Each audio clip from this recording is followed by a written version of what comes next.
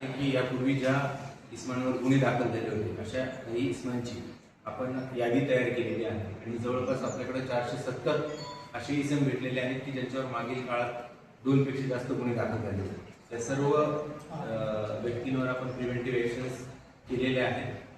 काही व्यक्तींचे बॉन्ड्स घेतलेले आहेत. त्याच्यामुळे असा कोणताही प्रकार पुढे झाला तर त्यांच्यावर त्यांचे बॉन्ड कॅन्सल करून त्यांना परत तुकडीत पाठवण्याची सुद्धा आपल्याकडं तशी तरतूद केलेली आहे.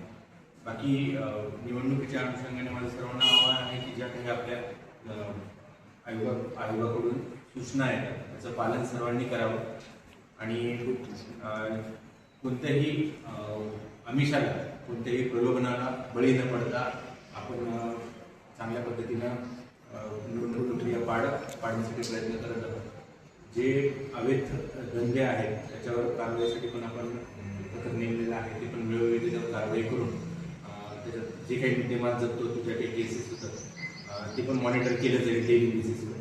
त्याचबरोबर हे जे NBW असतात की जे आरोपींचे NBW निघालेले आहेत आणि काही पाहिजे करायला तर आपल्या नगर परिषदेची जी निवडणूक झाली त्यात आपण जवळपास 27 पाहिजे आणि खरा आरोपी पकडले होते. तसाच प्रकारचा ड्राईव्ह आपण जिल्हा परिषद आणि पंचायत समितीमध्ये घेणार आहोत. त्यामुळे अशी तुम्ही पाहिजे फरारी आरोपी असतील त्या सर्वांना आपण निवडणूक कालावधीमध्ये त्याच्यावर कारवाई करणार आहोत. याशिवाय निवडणुकीच्या अनुषंगाने जे काही परवानग्या लागतात लाऊडस्पीकरची परवानगी ज्याचं वेळेचं बंधन आहे सकाळी 6 वाजल्यापासून ते रात्री 10 वाजेपर्यंत आणि परत लाऊडस्पीकरची परवानगी घेणं आवश्यक आहे.